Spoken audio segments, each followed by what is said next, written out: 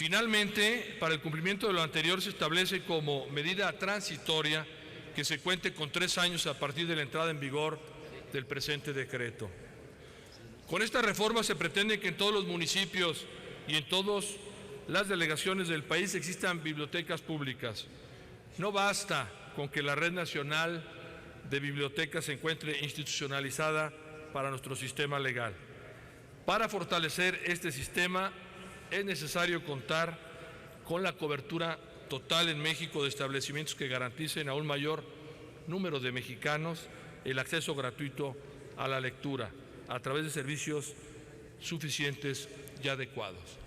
Así, contribuimos a la consecución de las metas establecidas en el Plan Nacional de Desarrollo del presidente Peña Nieto para seguir transformando a México. Es cuanto, presidente. Muchas gracias. Gracias, senador Chico Herrera. Túrnese a las Comisiones Unidas de Bibliotecas y Asuntos Editoriales y de Estudios Legislativos. Tiene ahora la palabra el senador Fernando Torres Graciano, del Grupo Parlamentario del Partido Acción Nacional, para presentar proyecto de decreto por el que se adicionan el Código Federal de Procedimientos Penales y el Código Penal Federal. Adelante, senador.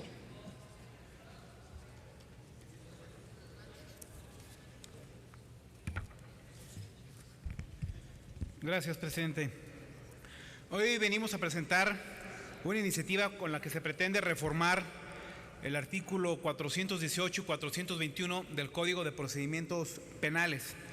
Asimismo, el artículo 25, 76 y 90 del Código Penal Federal.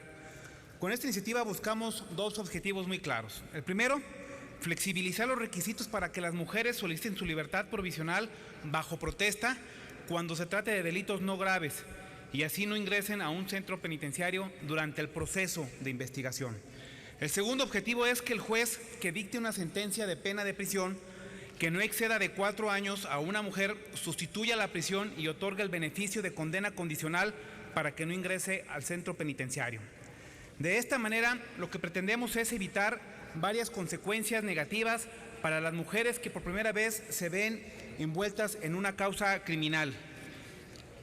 Algunos datos que sustentan esta propuesta son los siguientes. En términos generales, las mujeres que se encuentran sujetas a un procedimiento o que se encuentran ya cumpliendo alguna sentencia, se encuentran también en una situación muy vulnerable, porque muchas de ellas son jefas de familia, madres, que tienen incluso a sus hijos viviendo con ellas en los centros penitenciarios. La problemática de las mujeres en prisión se desprende del hecho de que en México hemos abusado de esta figura de la prisión. Por un lado, casi la mitad de los internos que se encuentran en los centros penitenciarios del país, ya sea hombres o mujeres, son procesados y privados de la libertad bajo el sistema tradicional. Pero también hay cifras que nos dicen, de acuerdo a cifras oficiales del INEGI, por ejemplo, que nos dicen que más del 90% de las sentencias condenatorias tuvieron pena de prisión. El 58% de los internos purgan penas de prisión menores a 3 años. El 3.5% de las sentencias tuvo sanciones alternativas como multa o reparación del daño y el 85.6% de los sentenciados con pena de prisión en la sentencia condenatoria en los juzgados de primera instancia del fuero federal tuvieron una prisión menor a 5 años. Es por ello que en agosto del 2014 existía una sobrepoblación de más de 56.727 internos en los centros penitenciarios de todo el país y en 217 de estos centros había sobrepoblación. Esta situación también resultó debido a que la mayoría de los internos que fueron privados de su libertad fue por delitos no graves. Lo anterior trae consigo varias consecuencias negativas. Una de ellas es que la prisión preventiva provoca la contaminación criminógena, esto es, cuando los procesados probablemente inocentes o quienes cometen delitos no graves son obligados a convivir en los centros penitenciarios con delincuentes con una que son mucho más peligrosos y que tienen conductas criminales y un historial de criminalidad mucho más grave. El hacinamiento también puede constituir un trato cruel, inhumano y violación a los derechos humanos de quienes están compurgando una sentencia. En cuanto a las penas de corta duración, estas provocan además de la contaminación criminal el que no se pueda cumplir con el objetivo de la reinserción social por el plazo que tienen muchos de ellos para compurgar su pena. La exposición de los internos a incidentes violentos, a redes de corrupción al interior de los centros penitenciarios, hacen que lo más probable es que terminen insertos en este tipo de actividades criminales más que una readaptación. Por otro lado, también el encarcelamiento no solo afecta al interno, sino también al núcleo familiar. El tener en prisión a una madre o a un padre afectará no solamente a la persona en sí misma, sino a su familia y muchas veces también tiene efectos colaterales a otras personas. La prisión no solo resulta costosa socialmente, también monetariamente. Según datos del INEGI, se destinan anualmente más de 8,000 millones de pesos para el mantenimiento de los centros penitenciarios. Esto es, hay un costo promedio de casi 140 pesos diarios por persona que se encuentra recluida en alguna de los centros penitenciarios. México, como todos sabemos, forma parte de las Naciones Unidas. Como miembro de estas Naciones Unidas, también comparte la obligación de promover muchas de las reglas que en el interior de las Naciones Unidas se promueven. Unas de ellas son las reglas de Bangkok. Estas reglas nos dictan que, por un lado, se debe de dar prioridad a la aplicación de medidas no privativas de la libertad a las mujeres que han entrado en contacto con el sistema de justicia penal.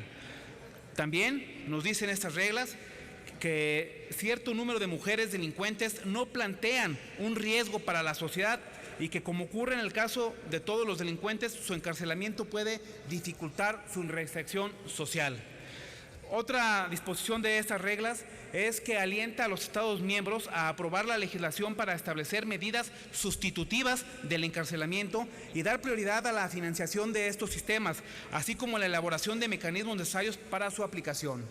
Aunado a lo anterior, la regla 57 establece que se deberán elaborar medidas opcionales y alternativas a la prisión preventiva y a la condena concebida específicamente para las mujeres delincuentes, teniendo presente su historial de victimización de muchas de ellas y su responsabilidad que tienen respecto al cuidado de otras personas.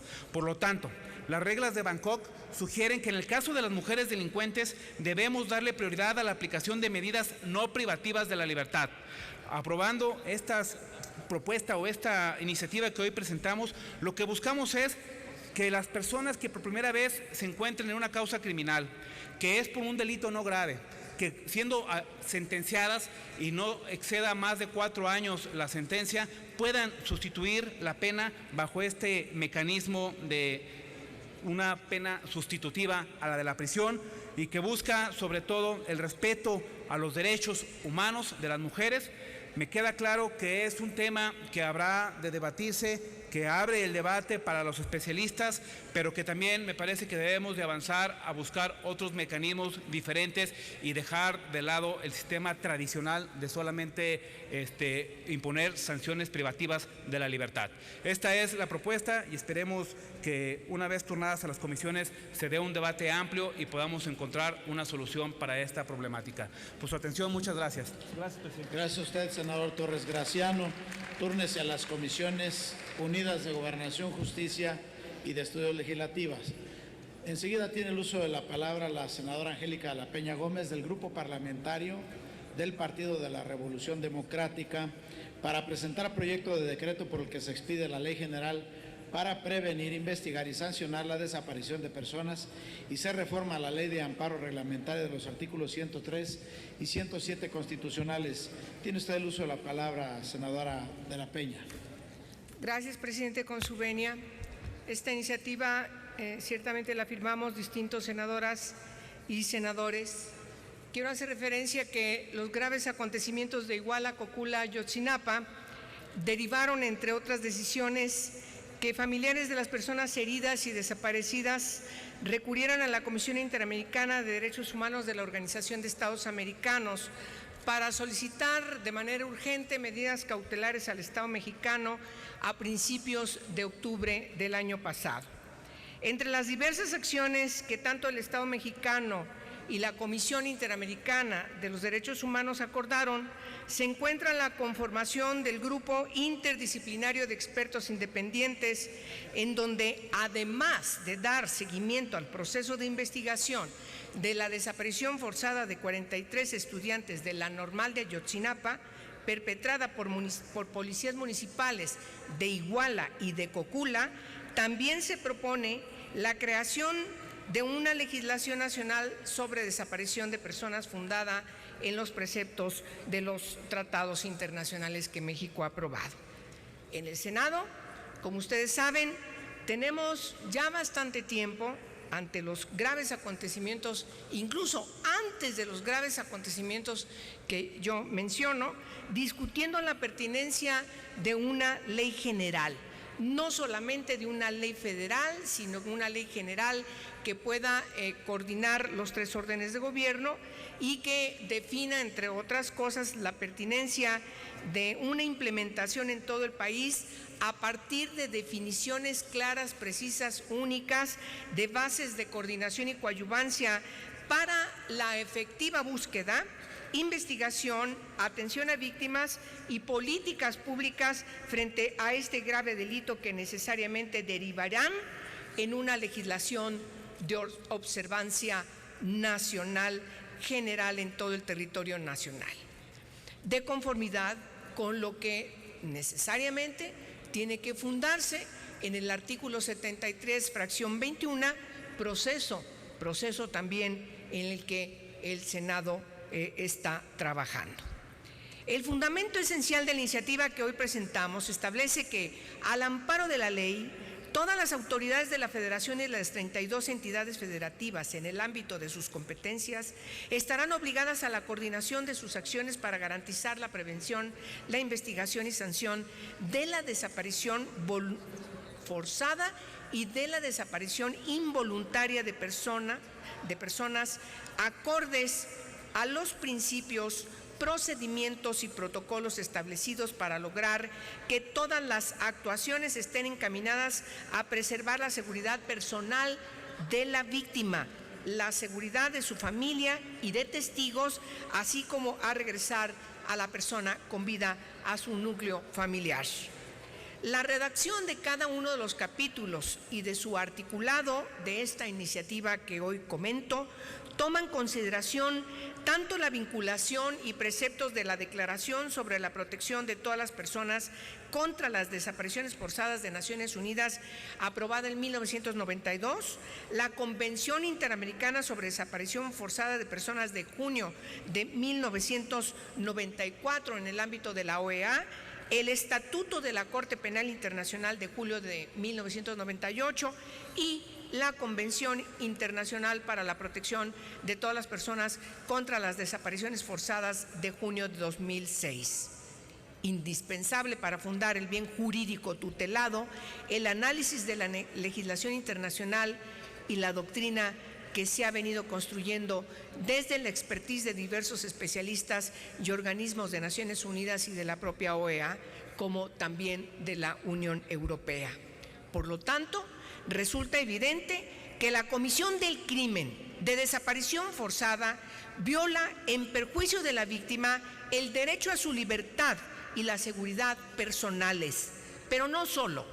Es importante en esta construcción del tipo penal hacer una diferencia clara de otros tipos penales como lo son el secuestro o la trata de personas, porque con la desaparición forzada se violan además una serie de derechos humanos como la vida, la libertad en su más amplio sentido, porque a la persona desaparecida se le niega el ejercicio de todos y cada uno de sus derechos como persona a la seguridad e integridad física y además integridad psicológica.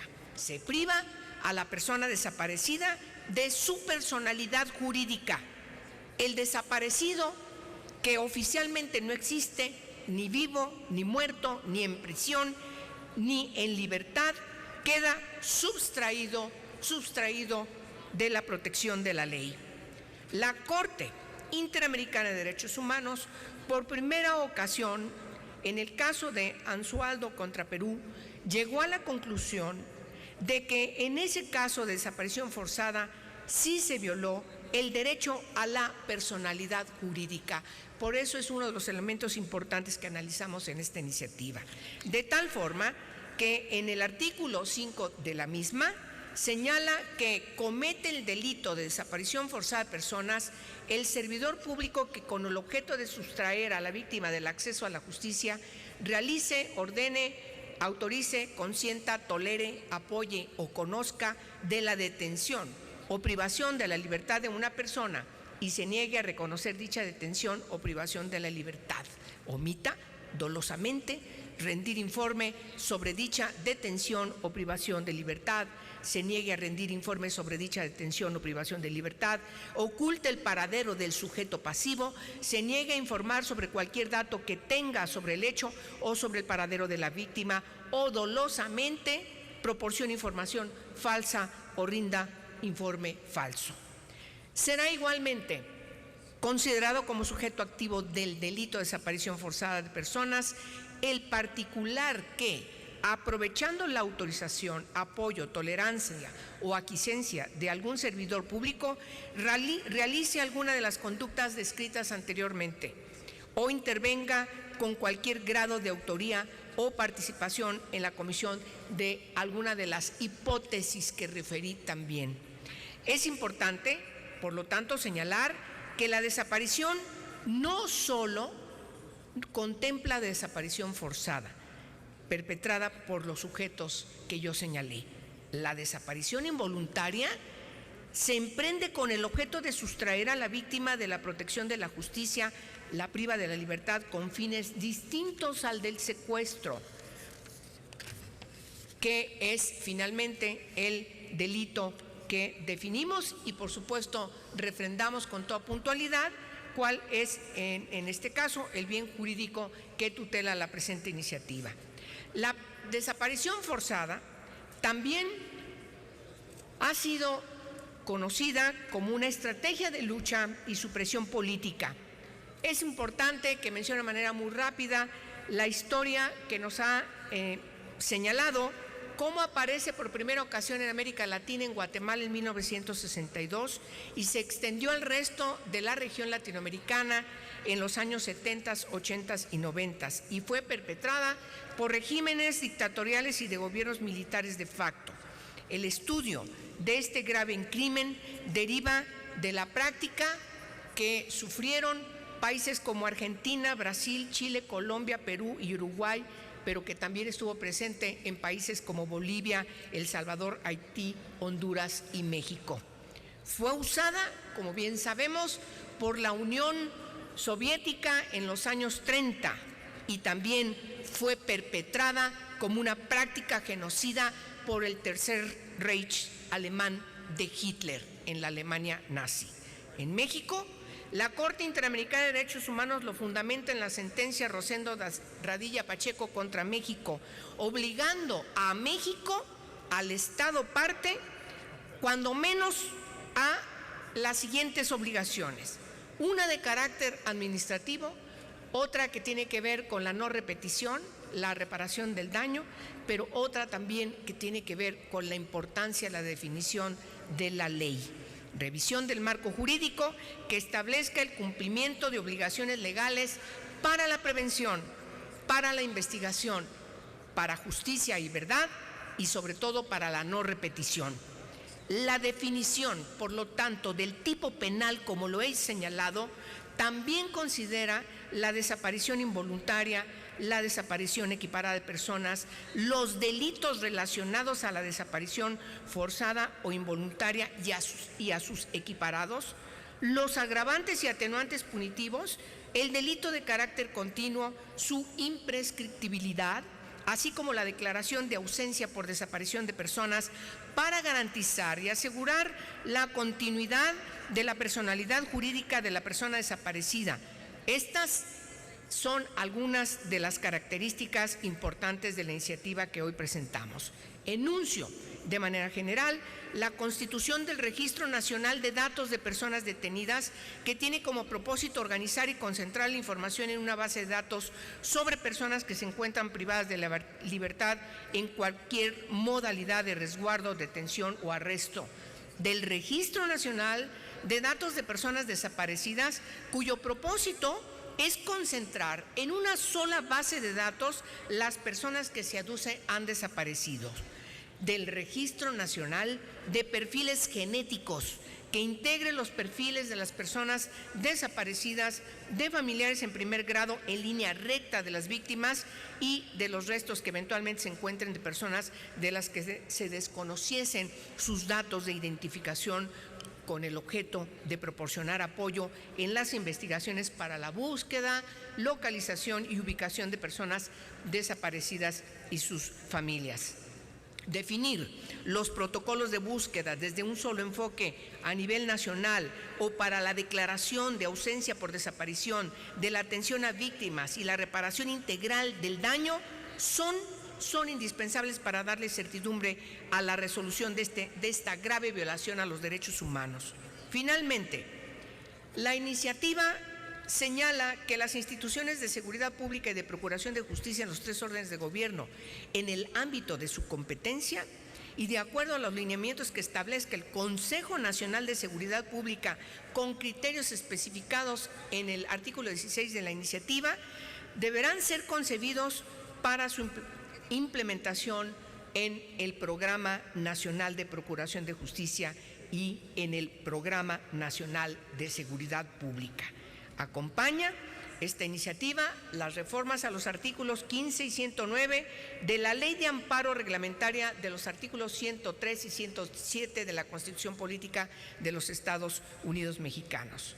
Lo que sigue, señoras y señores, es ponernos de acuerdo en la redacción de la reforma constitucional que fundamente la aprobación de la Ley General y con este proceso legislativo atender las recomendaciones que los organismos de Naciones Unidas a través de la Comisión de Derechos Humanos o de las relatorías o de las comisiones encargadas de revisar el cumplimiento de los tratados que hemos aprobado o del examen periódico universal y también de los organismos de la Organización de Estados Americanos que le han hecho al Estado mexicano, podamos cumplir de manera irrestricta. No hay ninguna justificación seria, responsable, genuina que se imponga al reconocimiento de la competencia del Comité contra las Desapariciones Forzadas, creado por la Convención Interamericana para la Protección de todas las personas contra las desapariciones forzadas. En el camino andamos y debemos cumplir debidamente porque ese es el mandato que nos ha dado la ciudadanía. Muchas gracias por su atención. Gracias a usted, senadora. Túrnese a las Comisiones Unidas de Justicia, de Derechos Humanos y de Estudios Legislativos con opinión de la Comisión de Seguridad Pública. A continuación se concede el uso de la palabra al señor senador Marco Antonio Velázquez Salinas del Grupo Parlamentario del Partido del Trabajo para presentar proyecto de decreto por el que se adicionan diversas disposiciones a la Ley General de Cultura Física y Deporte en materia de protección a deportistas de combate. Tiene usted el uso de la palabra, señor senador. Muchas gracias, señor presidente. Con su permiso, compañeros, colegas de la Asamblea. Quisiera referirme a un deporte o a varios deportes que son de combate, deportes legendarios que a través del tiempo han venido evolucionando, como el boxeo, como la lucha libre, y ahora también sus subgéneros que pudiéramos enumerar en decenas y que tienen que ver con fusiones de artes marciales, con algunas prácticas de combate ancestrales y que prácticamente ya abren la agresión física, claro que sí, sujeta a una disciplina, pero al fin agresión totalmente abierta, como es el llamado vale todo. Pero antes de iniciar con esta exposición, quisiera manifestar mi más profundo dolor por la pérdida de un héroe nacional, y me refiero a un héroe deportivo que durante décadas fue heredero de una gran dinastía, la dinastía de los Aguayo, y que perdió la vida amaneciendo el sábado en la ciudad muy importante de Tijuana, cuyo estado Baja California represento, y me refiero a Pedro Aguayo Ramírez, el hijo del perro Aguayo, que perdió la vida de manera lamentable en una función de box, como ya señalé, en la muy querida ciudad de Tijuana. También quisiera desde aquí expresar mi dolor, mi solidaridad con sus padres, con el gran Pedro Aguayo Damián, el perro aguayo, un gran luchador que durante décadas también nos brindó su talento, a la señora madre de Pedro Aguayo, a la señora Luz Ramírez de Aguayo, y muy particularmente también quiero saludar a mi paisano y amigo en lo personal, Óscar Gutiérrez, el Rey Misterio 619, ese luchador con quien se confrontó el perro aguayo y que ha tratado de ser lastimado por algunos medios, por algunas versiones desinformadas. Quisiera desde aquí expresarle al Rey Misterio mi respeto, mi agradecimiento por esa amistad de tantos años que hemos llevado y manifestarle que lo conozco, que en Baja California, en San Diego también, por supuesto, donde está arraigado, sabemos quién es, sabemos de su grandeza, sabemos de su decoro y sabemos de su humanidad. Por ello esas versiones molestas, esas versiones desinformadas y en algún momento de mala intención no harán nada en esa gran carrera de años que lleva como deportista. Te saludo con todo respeto, querido Rey Misterio 619. También quisiera señalar a la memoria de otros deportistas que han muerto en combate, ya fuera en el boxeo o ya fuera en la lucha libre, como por ejemplo Kiko Vejines, si se acuerdan, allá por 1983, un boxeador que prometía grandes tiempos, murió precisamente en combate. Recientemente Marco Nazaret, en 2009, en un combate con uno de los herederos de Julio César Chávez. Luchadores, por ejemplo, El Oro en 1993, el Cometa Tapatío en el 2012, el Astro Azul en 1973 y Sangre Inda en 1979. A ellos nuestro recuerdo y nuestros respetos. Como todos ustedes saben, el fin de semana pasado sucedió una tragedia en Tijuana. De manera súbita se trastocó el desarrollo normal de una jornada de lucha libre. Un golpe repentino a uno de los contendientes le provocó una conmoción cerebral y a los pocos minutos la muerte se hizo evidente y las deficiencias con que se llevan a cabo este tipo de eventos también fueron evidentes. Por eso, con la presentación de esta iniciativa en torno a la Ley General de Cultura Física y Deporte en materia de protección a los deportistas de combate, me permito con toda atención llamar a mis compañeras y compañeros senadores a la reflexión.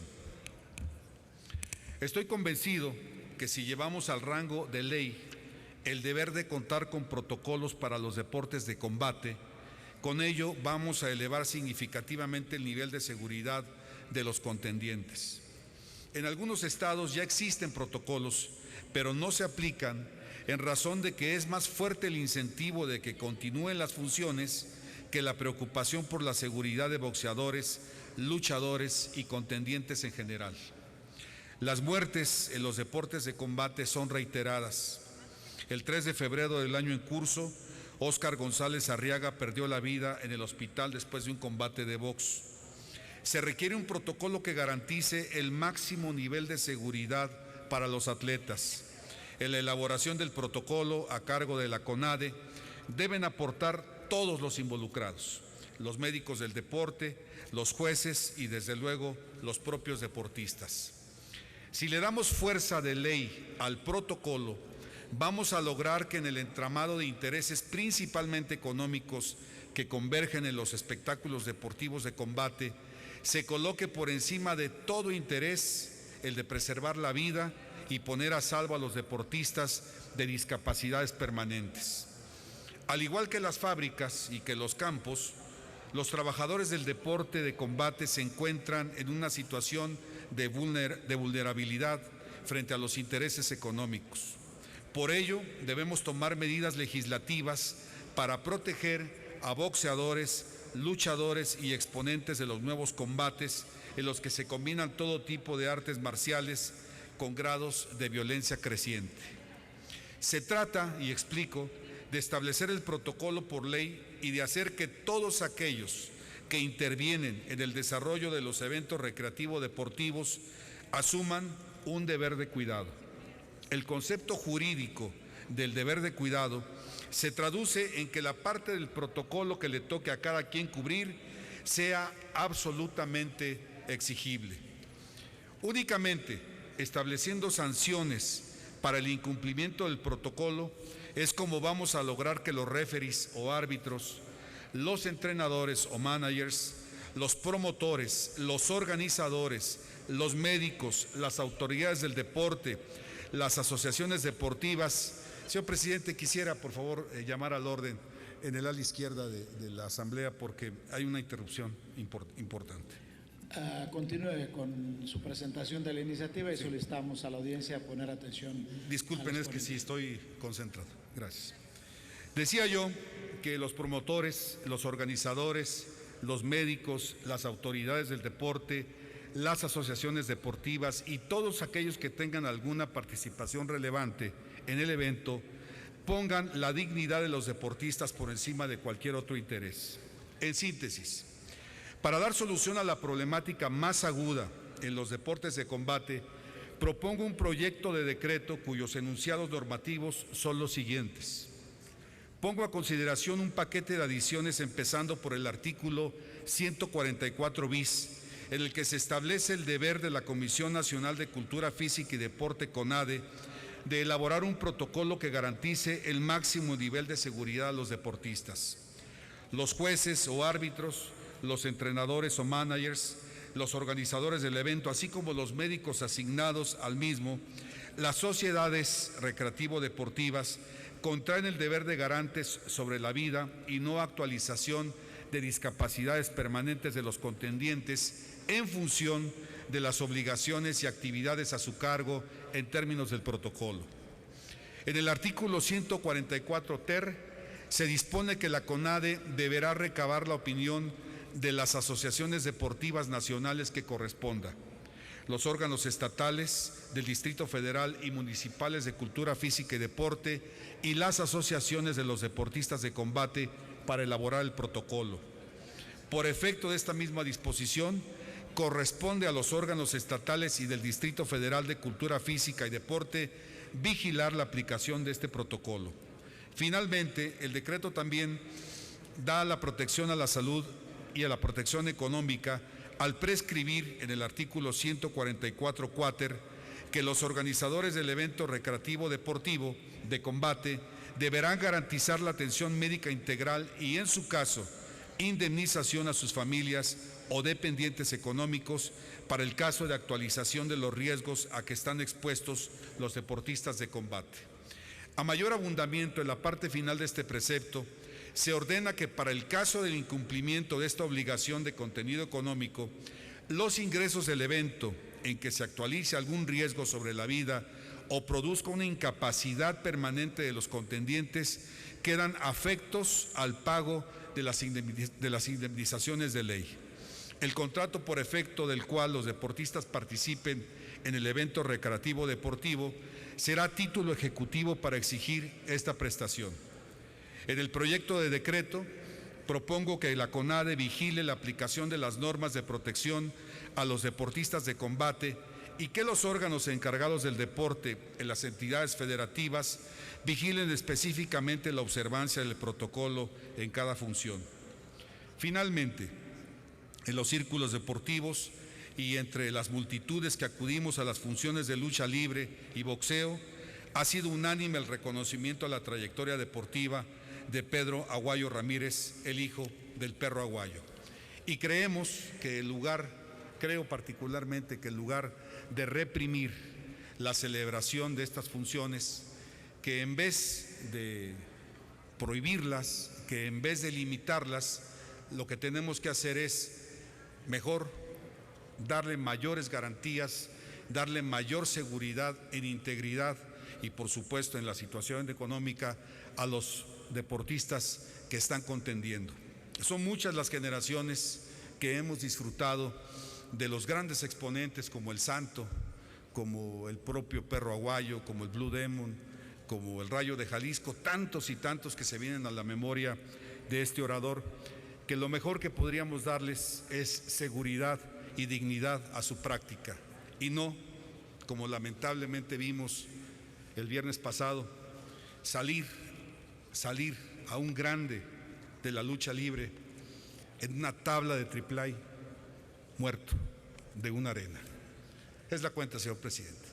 Muchas gracias, señor senador. Le agradecemos la presentación de esta iniciativa, la cual se turna. Don Ernesto Rufo solicita el uso de la palabra. Con uso de la palabra, sonido, adelante. Gracias, señor presidente. Para solicitar al senador Blázquez, he revisado su proyecto y preguntarle si me permite adherirme a su propuesta. Senador Blázquez, ¿está usted de acuerdo? Cómo no, con todo gusto. Se toma nota. También senador Luis Sánchez también se suma a esta iniciativa que se turna a las Comisiones Unidas de Juventud y Deporte y de Estudios Legislativos Segunda. También Marta Palafox se suma a la iniciativa y el de La Voz también se suma a la misma.